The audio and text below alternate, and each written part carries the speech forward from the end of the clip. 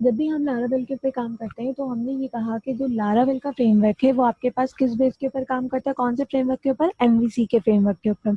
और अगर एमवीसी के फ्रेमवर्क की बात करें तो वो किस तरीके से रन होती है, तो यहाँ पर देखो एक मिनट, ठीक है। अब देखो यहाँ पर क्या करना है, अब लेट सपोज थोड़ा सा एमवीसी का कॉन्सेप्ट अगर मैं समझाऊं, तो ये मेरे पास ये कह लो कि 3 चीज़ें हैं, और इसमें एक मेरे पास ये है व्यू, सही है, ये हो गया मेरे पास व्यू, ये मेरे पास क्या हो गया, कंट्रोलर, ठीक है। इसी के साथ एक और मेरे पास क्या हो गया, मॉडल। अब देखो क्यों मैंने ये बनाया, हाँ, कि मॉडल आपके पास कैसे काम करेगा। अब देखो हमने ये पढ़ा है कि एमवीसी का जो कॉन्सेप्ट है वो किस तरीके से काम करता है। ये देखो सबसे पहले क्या करेगा, अगर मैं यहाँ पर एक और चीज़ लिखूँ कि यहाँ पर है मेरे पास यूज़र, सही है।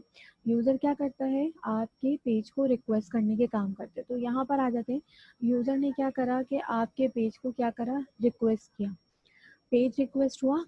पेज की जब भी रिक्वेस्ट होगा तो वो क्या करेगा, वो जाएगा कहाँ पर, कंट्रोलर के पास, सही है। अगर तो कंट्रोलर के पास या उस यूजर ने जो भी रिक्वेस्ट की है वो ऐसी है कि वो डेटाबेस से आनी चाहिए, तो कंट्रोलर क्या करेगा, डेटाबेस के पास जाएगा। और अगर वो ऐसा नहीं है कोई भी काम, तो एक मॉडल आपका क्या बनेगा इस तरीके से, और ये क्या करेगा आपके पास, अब इसको थोड़ा समझो।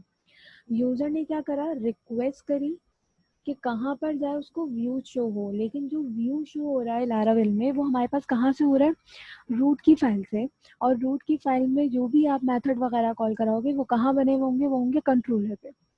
तो अगर व्यू में कोई ऐसी चीज है जो कंट्रोलर से अटैच हो रही है तो वो कंट्रोलर पे जाएगी, और कंट्रोलर क्या करेगा, उसकी फंक्शनैलिटी को व्यू पे भेजकर यूजर को शो कर देगा। अब आ जाते हैं, जब करते हैं बात कि जब अगर आपके पास क्या हो कि आप जब मॉडल के साथ काम करें किस तरीके से, आपने कहा यूजर ने क्या करी, रिक्वेस्ट करी, सही है। व्यू ने देखा कि मेरी जो चीज है वो डेटाबेस से आनी है, मतलब मेरा जो रिकॉर्ड है वो डेटाबेस से आना है। व्यू कभी भी डायरेक्टली यहाँ पे यहाँ नहीं काम कर सकता। व्यू क्या करेगा, व्यू ये करेगा कि आपके पास काम कहाँ जाएगा, कंट्रोलर के पास रिक्वेस्ट जाएगी। कंट्रोलर क्या करेगा, वो ये देखेगा कि मॉडल से डाटा लाना है और वो मॉडल से डाटा लेगा, और मॉडल से डाटा लाने के बाद क्या करेगा, वो दोबारा से मॉडल अपना कंट्रोलर में भेजेगा डाटा, और फिर आपके पास कहाँ आ जाएगा, व्यू में आ जाएगा। तो ये थोड़ी कॉम्प्लेक्स मैंने कलरिंग अलग कर दी थी ताकि आप लोगों को समझ में आ जाए, लेकिन होपफुली आपके पास क्या होगा, समझ में आ जाएगा। फिर हो क्या सकता है कि आपके पास कंट्रोलर मॉडल के पास जा रहा है और मॉडल से डाटा कहाँ आ सकता है, आपके पास व्यू में आ सकता है। लेकिन कंट्रोलर का इंक्लूड होना लाजमी है। आप डायरेक्टली नहीं कह सकते कि मैं यहाँ से यूँ निकालूं और मॉडल पहुंच जाए, ऐसा कभी भी नहीं होगा। तो ये है कि आपके पास ये सारी चीज़ें क्या है, होना लाजमी है।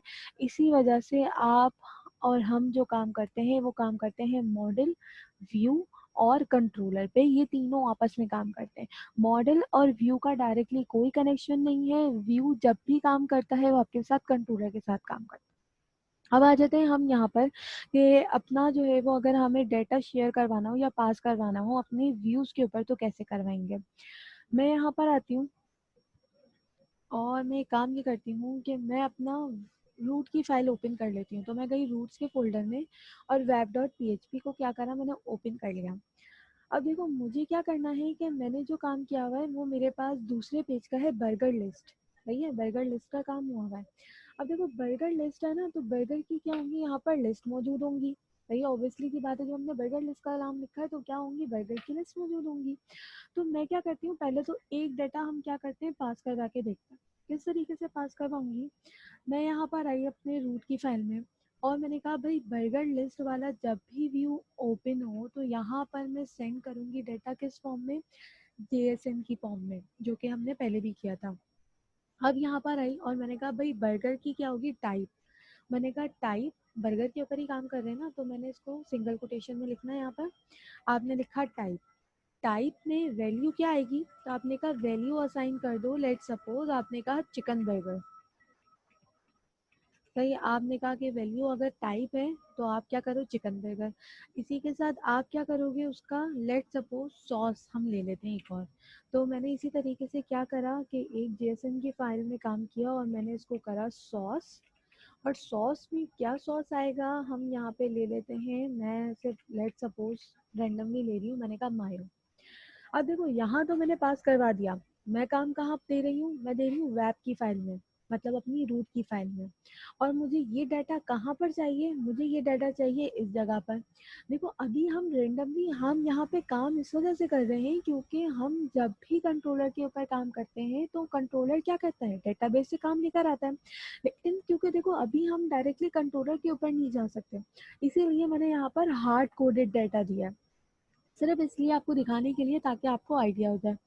अब यहाँ पर आप बर्गर लिस्ट में, और मैं यहाँ पर बर्गर लिस्ट में जाके नीचे एक काम क्या करती हूँ कि मैं इसको कॉलिंग करवा लेती हूँ। अब देखो कॉल करवाने के लिए देखो एक चीज़ और गौर से देखना, आप यहाँ पे क्या बनाया है, आपने आपने बनाया है जीएसएन का काम। लेकिन जब आप इसको कॉल करवाओगे तो कॉलिंग करवाते वक्त आप इसको ब्लेड सिंटेक्स में यूज़ करोगे, और ब्लेड सिंटेक्स हम पढ़कर आए हैं।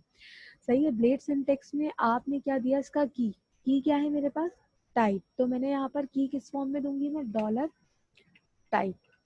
इसी के साथ मैंने एक स्पेस दिया और मैं यहाँ पर डबल कर्ली ब्रेसेस मतलब ब्लेड सिंटेक्स। और सेकंड मेरे पास क्या था यहाँ पर, सॉस। तो मैं इसको क्या करूँगी उसी तरीके से, डॉलर सॉस। और इसको सेव करते हैं। और कौन सी वाली फाइल खोलनी है, अब हम बर्गर लिस्ट, तो मैं यहाँ पर आती हूँ और इसको हम ओपन कर लेते हैं और यहाँ पर एक दफ़ा रिफ्रेश कर लेते हैं अपने पेज को। और अब जाके मैं स्लैश बर्गर्स, क्योंकि मैंने बर्गर्स के पेज पे कॉल करवाया है, और ये देखो। तो यहाँ पर अगर आप लोग गौर करें थोड़ा सा तो ये देखो, चिकन बर्गर, और आपके पास क्या आ गया यहाँ पर, मायो। अब इसके बाद क्या करना होगा आपको, अच्छा चिकन बर्गर की स्पेलिंग सही कर लें। अब देखो यहाँ पर तो हमने हार्ड कोडेड डेटा दे दिया। इन केस अगर मेरे पास बहुत सारा डेटा है, सही है, बहुत सारा डेटा को हम किस तरीके से रिजॉल्व करवा सकते हैं।